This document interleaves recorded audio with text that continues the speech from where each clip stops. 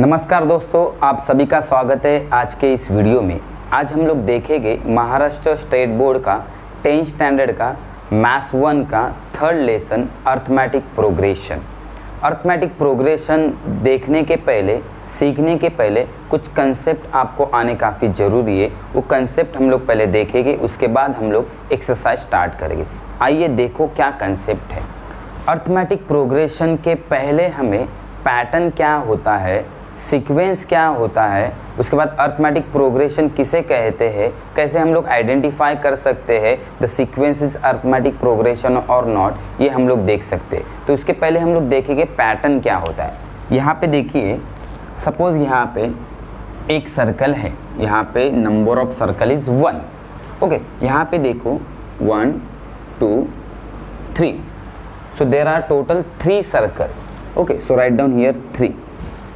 आगे देखो 1 2 3 1 2 3, so there are total 5 circle. So अगर इसको आप देखोगे ध्यान से तो आपको पता लगेगा एक सर्टन पैटर्न यहाँ पे डेवलप हो रहा है। यहाँ पे देखो 1 2 3 4, 1 2 3 एंड 4। अगर ये सर्कल काउंट करोगे तो टोटल देर आर 7 सर्कल। देखिए यहाँ पे 1 3 5 एंड 7, यहाँ पे पैटर्न देखोगे तो एक सर्टन पैटर्न यहाँ पे डेवलप हो चुका है। यानी यहाँ पे जो डिफरेंस है दो नंबर के बीच में वो कॉमन है। यहाँ पे 2 है, यहाँ पे 2 है, यहाँ पे 2 है। इसे हम लोग क्या बोल सकते हैं, एक सर्टन पैटर्न। इसे हम लोग कह सकते हैं सर्टन पैटर्न।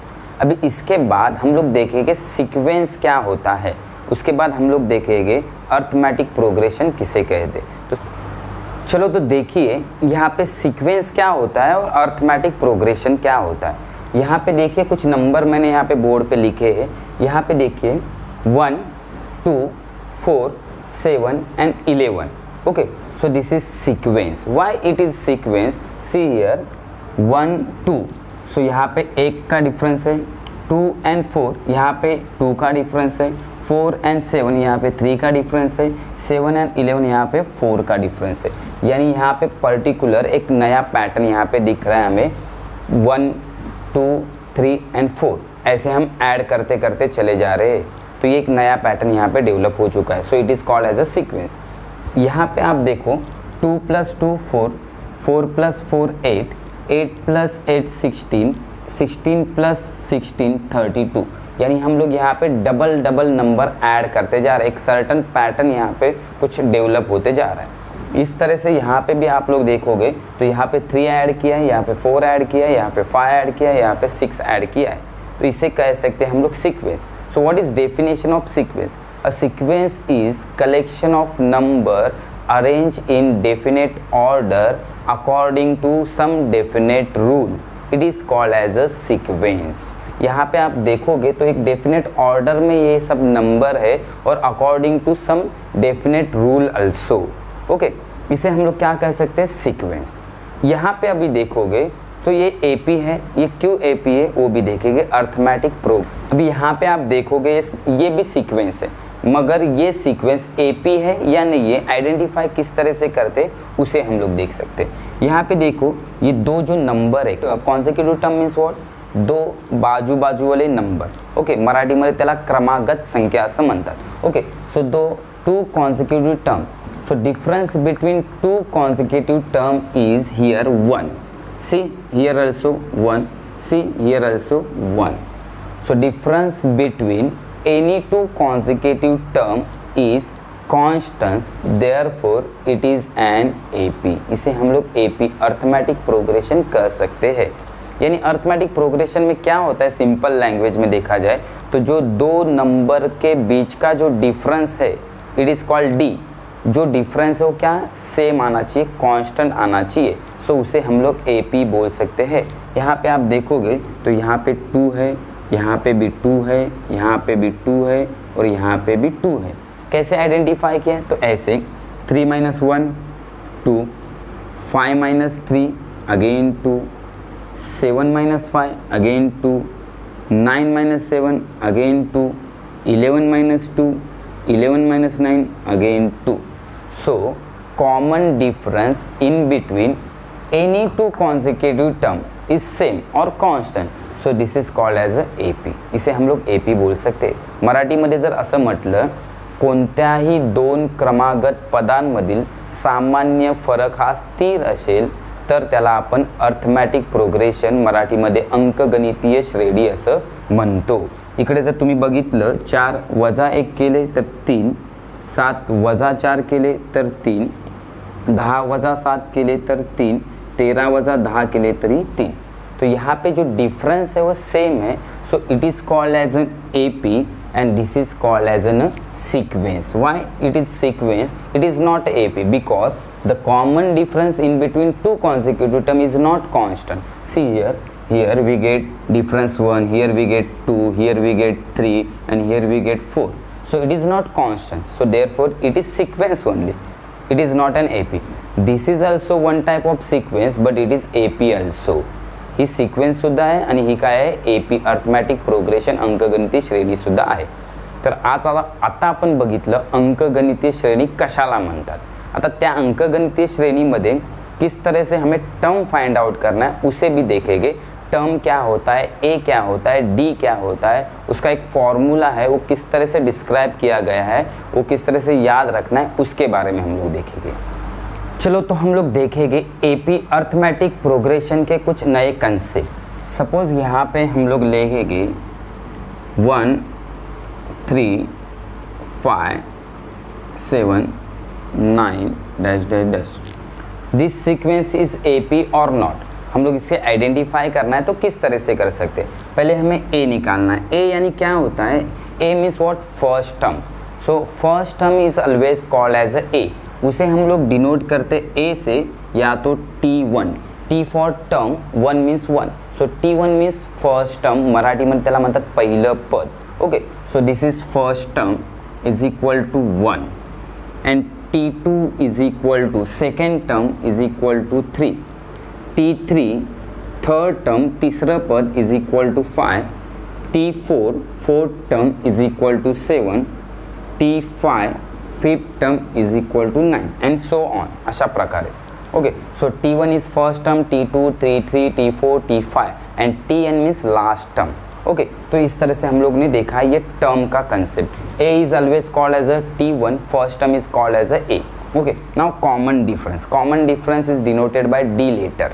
D ने दाखवायचं. Okay, so D is equal to, so what is D, see here, previous term से माइनस करना है. For example T2 minus T1 करो. सो T2 माइनस T1 करोगे तो कितना आएगा यहाँ पे, 3 माइनस 1 इज इक्वल टू 2. तो ये कॉमन डिफरेंस हमारा 2 हो गया. यहाँ पे देखो T3 minus T2 is equal to 5 minus 3 again 2. इसे देखो 7 minus 5 again 2, 9 minus 7 again 2. So common difference is same, so it is an AP. This sequence is called as an AP. ये sequence क्या है हमारा, AP है. Why AP? The common difference in between any two consecutive term is constant. Therefore this sequence is an AP. म्हणून ही अंकगणितीय श्रेणी आहे. Okay, यहाँ पे हम लोग ने D देखा, यहाँ पे हम लोग A देखा. ये टर्म सारे देखे, T1, T2, T3, T4 and T5. इसे हम लोग टर्म बोलते हैं. यहाँ पे टर्म हमें दिए गए हैं. अभी हमें सपोज टर्म फाइंड आउट करना है. ये जो एक्सरसाइज 3.1 जो डिपेंड है एक फॉर्मूले पे डिपेंड है. वो फॉर्मूला हम लोग देखेंगे, उसके पहले कुछ कंसेप्ट देखेंगे कि वो फॉर्मूला क्यों यूज़ करना है, कहाँ यूज़ करना है, कैसे यूज़ करना है. यहाँ पे देखो, मुझे अगर कोई टर्म फाइंड आउट करना है, यहाँ पे मुझे फिफ्थ टर्म तक दिया है, यानी फिफ्थ टर्म क्या है, 9 है, फोर्थ टर्म मेरा 7 है. मुझे 20 टर्म पता है, नहीं पता है. मुझे 50 टर्म इसके बाद क्या आने वाला है पता है, नहीं पता है. तो ऐसे कैलकुलेट करके हम लोग निकाल सकते हैं, मगर उससे काफ़ी टाइम लगेगा. ओके, तो ये जो टर्म हमें पता नहीं है, तो टर्म फाइंड करने के लिए, ढूंढने के लिए एक फॉर्मूला डिस्क्राइब किया गया है. वो फॉर्मूला हम लोग देखने वाले हैं. उसको देखने के पहले किस तरह से वो फॉर्मूला आता है उसका कंसेप्ट देखेंगे. आपको सिर्फ फॉर्मूला याद रखना है, बाकी कुछ नहीं. तो देखो यहाँ पे always T1 is equal to what, A. T1 is equal to what, A. Okay, T1 हमारा A होता है. यहाँ पे देखो मुझे T2 फाइंड आउट करना है. T2 किस तरह से फाइंड आउट कर रहे हैं हम लोग. अभी ये जो फॉर्मूला का कंसेप्ट हम लोग देख रहे हैं, T2 किस तरह से फाइंड करेंगे हम लोग यहाँ पे, देखो यहाँ पे T1 जो प्रीवियस टर्म है, T1 ये जो प्रीवियस टर्म है उसमें अगर मैंने D ऐड किया, D यानी 2 ऐड किया तो मुझे क्या मिलेगा, 3 मिलेगा, यानी 1 + 2 तो 3 मिलता है। तो T2 मुझे फाइंड करना है, तो प्रीवियस टर्म में मुझे D ऐड करते जाना है, तो यहाँ पे मैं D ऐड करूँगा। तो इसे हम लोग ऐसे लिखेंगे, T1 means what, A + D। ये हो गया मेरा T2 का फॉर्मूला, यानी T2 टर्म हम लोगों ने फाइंड आउट किया। सेम मुझे T3 निकालना है, तो क्या करेंगे, प्रीवियस टर्म में D ऐड करेंगे। प्रीवियस टर्म क्या है, T2 है plus D। D means what, common difference. So we have to add always common difference in previous term, so we get next term. Okay, so T2 what, A + D and this D. Okay, so we get A + 2D, A + 2D. Now again we find T4, so T3 + D previous term में add करना है। जैसे T4 निकालना है तो T3 + D, मुझे T6 निकालना है तो T5 + D करना पड़ेगा। उसी तरह से चलो, तो T3 is what, A + 2D and this D is equal to what, A + 3D, A + 3D। यहाँ पे अगर ऑब्जर्व करोगे आप नंबर को तो देखो यहाँ पे मुझे अगर T2 निकालना है तो उस समय मुझे एक D ऐड करने पड़ा, मुझे T3 निकालना है तो A + 2D ऐड करना पड़ा, यानी जहाँ पे ये जो नंबर है 3 उससे एक नंबर माइनस करके मुझे ऐड करना पड़ रहा है D। यहाँ पे मुझे T4 यानी 4 टर्म मुझे अगर निकालना है तो मेरा फॉर्मूला क्या बन रहा है, A + 3D। देखो 4 टर्म निकालना है तो 3D ऐड करना है, थर्ड टर्म निकालना है तो 2D ऐड करना है, 2 टर्म निकालना है तो 1D ऐड करना है। तो उसी तरह से मुझे Tn यानी एनी टर्म, अगर कोई भी टर्म मुझे फाइंड करना है, कुछ भी टर्म, तो मुझे कैसे फाइंड करना है, देखो Tn अगर मुझे निकालना है तो सेम फॉर्मूला हम बना सकते इसके बेसिस। ये जो A है प्लस मैंने क्या किया, 4 - 1 किया तो 3D मिला। उसी तरह से यहाँ पे n -1 × D, यानी मुझे जितना टर्म फाइंड करना है उतना -1 करके D से मल्टीप्लाई करना है। तो मुझे n टर्म निकालना है तो -1 करके D से मल्टीप्लाई करेंगे, तो ये हमारा फॉर्मूला बन गया Tn, यानी कोई भी टर्म, एनी टर्म फाइंड करना है तो इस फॉर्मूले से हम लोग फाइंड कर सकते हैं। जैसे अगर मुझे T20 यानी इस सीक्वेंस में 20 टर्म क्या होगा वो अगर मुझे फाइंड करना है तो n के वैल्यू में 20 रखूँगा, इस फॉर्मूले में पुट करूँगा तो ऑटोमेटिक मुझे 20 टर्म क्या हो सकता है वो मिलेगा। यानी मुझे टर्म फाइंड करना है तो उस समय हम लोग ये फॉर्मूला याद रखेंगे, Tn = A + n - 1 × D। ये फॉर्मूला आपको याद रखना है, ये फॉर्मूले पे डिपेंड है। A means what, first term, D means what, common difference, n means what, number of term, and Tn means what, last term और एनी टर्म, जो टर्म हमें फाइंड करना है वो टर्म। तो इस तरह से ये फॉर्मूला हमें बनता है।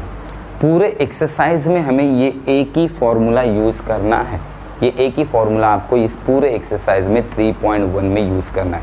आई होप ये कंसेप्ट आपको अच्छा लगा होगा, समझ में आया होगा। इस वीडियो को लाइक करो, शेयर करो। हम लोग नेक्स्ट वीडियो में देखेंगे एक्सरसाइज 3.1। Thank you.